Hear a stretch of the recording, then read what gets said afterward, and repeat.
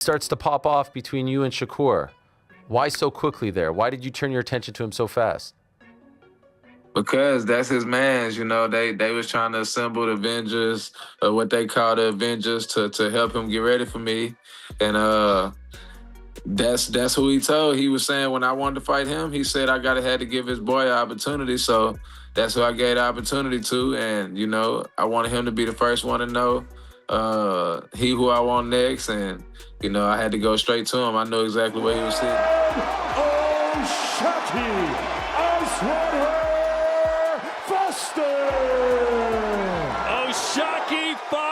In front of his hometown fans is now barking at Shakur. He wants another Camden, New Jersey fighter.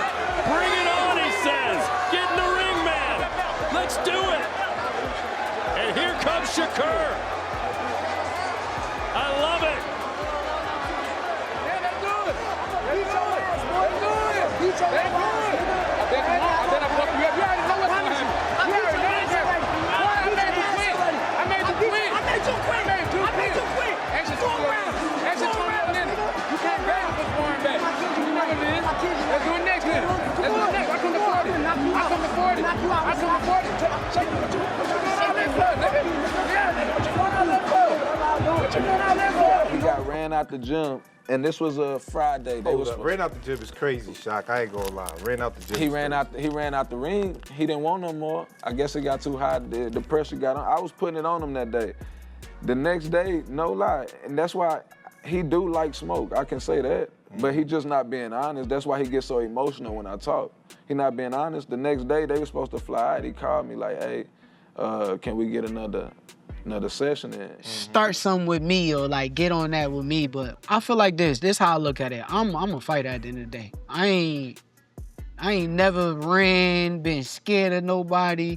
I don't have that inside of me. So the more you keep talking is the more you're gonna fuel me, bro. So right now, Foster shared doubts about a potential fight with Shakur Stevenson, saying he isn't convinced the matchup will happen. He pointed to possible promotional hurdles, including Zuffa Boxing's involvement, and questioned whether Stevenson is fully committed to making the fight. In Foster's view, there are still too many obstacles standing in the way before the bout can become a reality. I don't know, man. We trying. I just seen some stuff about Zuffa. Yeah. So if that happens, then I'm definitely not sure, because I'm with Top Rank DAZN and Zuffa. I know they with Paramount, so we'll just have to see. I really don't know what's gonna happen if he go that route, but we all know that's a super duck. It's a duck move if he go over there. He gave his word and he ain't standing on it, so we'll see. Why do you think it's a duck? Because he gave his word. In what way? If I beat his son, he'll be, you know, he'll give me the opportunity or whatever he call the opportunity. I just want to fight. He got in the ring the other day. He said, we next. He said he was talking crazy. I told him to shake on it, but he didn't want to shake on it. So, you know, that told me right there that he wasn't too serious. During the discussion, Sean Porter and the panel revisited the history between Ashiqua Foster and Shakur Stevenson, including long-standing rumors about their past sparring sessions. They suggested that Foster's familiarity with Stevenson's style could give him valuable insight if the two ever meet in the ring, making the matchup more competitive than many fans might expect. Neil Leonard said he was there, and Shakur always fucked O'Shaquie up and all that, but yeah. O'Shaquie has a different version of events, and O'Shaquie doesn't strike us as a liar. He's he's been backing up what he's been saying lately. So maybe O'Shaquie knows something we don't. Maybe he has Shakur Stevenson pressed and hot under the collar because he didn't comply in sparring. He gave him his hands full and made his foot.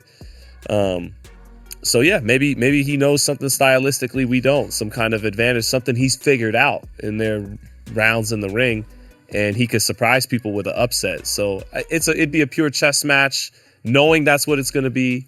I'm down to watch it. People will be pleasantly surprised, I believe. Despite their history and the ongoing back and forth between them, Foster gave credit to Shakur Stevenson, acknowledging that he possesses a rare level of talent. He admitted that Stevenson's skill set is unique and believes very few fighters in boxing can match his technical ability inside the ring. That's not a fight that you look at like, because like you said, a lot of people hold Shakur high. I'm one of those people. I think his skill set is like, you know, he got a special set of skills that I don't see a lot of people have, but you like, I'm gonna go up there and do it to him, like that ain't really, you know. I mean, cause I haven't showed it, but I raise whoever I'm in the ring with, that's what I raise it to, you know what I mean? So if I'm in the ring with him or whoever, you know what I mean, that's when you're gonna see the best out of me. Yeah. And they know that. He done already said that plenty of times, you know what I mean, before the altercations between me and him, you know what I mean? That was what he was coming out saying, I'm the one. Yeah. You know what I mean? So Foster called on Shakur Stevenson to stop the online exchanges and make the fight official by signing the contract. He accused Stevenson of letting emotions take over and spending too much time trading messages on social media instead of moving forward with a professional agreement to settle things in the ring. When you give a man your word or you whatever, you stand on it. You feel me? And I called his bluff, and we found out he was really bluffing. So, if he go to Zuffa, that's his business, man. I can't really even. That's right. Let's get it, man. Let's get the world another great fight. Bill Haney shifted the discussion to A.K.O.Y.E Foster's recent victory, praising it as an impressive performance. He then turned his attention to Shakur Stevenson, pointing out that Stevenson has expressed interest in moving beyond his current weight class to challenge Foster. Bill highlighted the boldness of that ambition, noting that Foster is an established world champion and suggesting that Shakur's willingness to pursue the fight reflects his confidence in taking on another elite opponent. Just some fights that's happening right now that just happened. We got the Ford and Oshaki Foster. Well, what's your reaction to the fight, Bill? Hey, listen, great fight. Shout out to Oshaki Foster, who's at 135, right? Who's at 135, who's willing to go up to 140 and challenge. He's a what? 130, yep, He's a world champion at 130. And he's talking about going up to 140, Bernie? Yeah, that's what he said. Ooh, shout out to that motherfucking that bad motor scooter down there, Oshaki Foster down there in Houston, man. Shit, if he go up, listen, if he go up 10 for Core, but Core ain't gonna go up 3. That nigga really a 40-pounder. He killing himself to. Foster also took aim at what he referred to as the Fake Avengers, a group he says includes Shakur Stevenson, Ray Ford, and Richard Hitchens. He explained that their close relationship only adds to his motivation, saying he's determined to prove himself against anyone who doubts his abilities or stands in his way. Yeah, Oshaki, I gotta be honest. I didn't know you could talk trash like this because you also called Raymond Ford, Shakur Stevenson, and Keyshawn Davis the quote-unquote fake Avengers. Please explain that one to me. Well, it was Shakur, Ray, and Hitchison. He was over there. Me and him had a little back and forth the other day, but nah, definitely. They over there acting like the Avengers, and then like they act like they saying like, oh, why Shock worried about the sparring with the Woo? Y'all putting it out there, like you posting pictures with you and these guys and acting like y'all supposed to be scared or act like I'm supposed to be worried, and that's why I responded. I really don't care who he's sparring over there, but don't post pictures like y'all the Avengers or something, because at the end of the day, when I beat you, it's gonna make it look worse. Sean Zittel revisited the heated post-fight confrontation between Shakur Stevenson and A.K.O.Y.E Foster, explaining that tensions boiled over after Raymond Ford's defeat. According to Zittel, Stevenson stepped into the ring to confront Foster, with emotions running high as he reacted to the loss of his close friend, adding even more intrigue to a potential future matchup. Too, but in the midst of you shitting on Oshaki, that's kind of throwing Ray Ford under the bus. But that was the most angry I'd ever seen Shakur Stevenson in the post fight. Yes, it was, but he ain't angry at Foster. He's angry at Ray. He's mad because exactly what you just said. That's his boy, and he thought that this was gonna go his boy's way. His boy was supposed to take care of this work. He promised Foster. Bernie the boxer gave his version of how the confrontation between A.K.O.Y.E Foster and Shakur Stevenson began. According to Bernie, Foster made the first remark from inside the ring, which sparked the back-and-forth exchange between the two. He believes the situation likely wouldn't have escalated if that initial comment hadn't been made. Bernie also noted that Foster has made it clear he wants to face Shakur Stevenson after getting past his current challenge, adding that he sees it as an excellent fight for boxing fans. Well, you know, Shock said something to him first.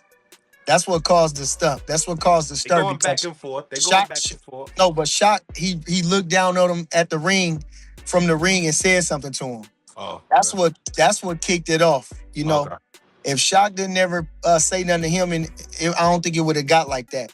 But once he started talking, you know, saying a little something slick to Shakur, that's what got it. You know, and that's what he was saying. If he get past Ford, you know, then he wants Shakur Stevenson next. And I think that's a good... Shakur Stevenson responded to A.K.O.Y.E Foster's comments about their past sparring sessions, saying he was disappointed by the way the story was being presented. Stevenson accused Foster of giving a one-sided account and rejected the claim that he had ever been driven out of the gym. In Shakur's view, the version being shared publicly lacked honesty and failed to reflect what actually happened. Have integrity. Like, he just lie. Like, he will just say one part of the story and not explain the entire part of the story. When he got on the camera, he said, he sparred me and he ran me out the gym. I'm like, me? Where am I gonna run? Yeah. I don't run, I don't do that. Matter of fact, if I recall correctly, when we did our sparring... Leonard defended Shakur Stevenson by insisting that Stevenson had the upper hand during their sparring sessions with A.K.O.Y.E Foster. He claimed Shakur consistently got the better of the exchanges and even alleged that Foster reached a point where he wanted to stop the sparring. He whooped you every time in sparring. He made you quit. You know it, and I know the truth. And I'm willing to tell the world the truth. I don't know what made you say my name last night, my brother. I was at the fight, and if I'd have heard you say that, I would have addressed the media right then in front of you. So no, you could never, ever in life be Shakur in a fight or in sparring, my brother. I've been around the best three fighters I've ever witnessed in the world. And that's Floyd Mayweather, Andre Ward, and Shakur Stevenson. You're not even in the conversation, my brother. So I don't know why you put my name in your mouth, my brother. And yes, I was there.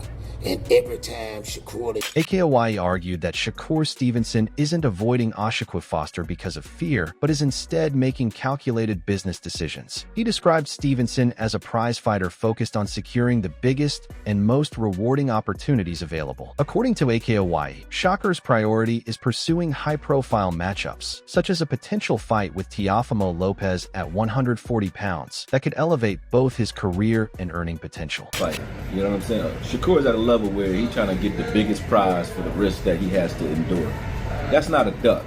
You know, obviously, Oshaki's on his way up. He's ascending, but he's not at that level where you can demand that type of draw unless he wants to fight you. And if he's looking at it like, I got Teofimo in front of me, it's not like that's a, you know, light work. Or a duck is when I'm trying to fight bums and tin cans. Shakur is a prize fighter trying to make the best bang for his buck. As you go up in the game, in any business that you in, it's not just you know, so as you grow, you got different nutritionists, you got, you know, cut men, you got trainers, you got managers, you got a whole army of people that's around you that's all dependent on you. You not only want the best payday, but you want the best risk to payday reward. You know what I'm saying? So if I know I gotta fight two guys that are just as risky or in the same sphere as risk with Osheki or Teofimo, but I know one guy I'm gonna get paid more to fight, I'm taking Teofimo. Greg Hackett said boxing fans can be quick to judge, arguing that Shakur Stevenson is being criticized over future possibilities instead of what he's doing in the present. He pointed out that Stevenson is focused on preparing for a high-level opponent in another weight class, making the criticism seem premature in his view. Does that show you how finicky boxing fans are? Because I'm not mad at Ray for wanting to fight Oshaki because Ray wants to fight a champion. I'm not mad at Oshaki for wanting to get a big fight in Shakur. Right. But Shakur's jumping up and fighting Teofimo Lopez. Right. Right? This is a fight that we've always wanted to see. Right. The fact that you have that looming and then now you got people calling you a duck for what you might do after that,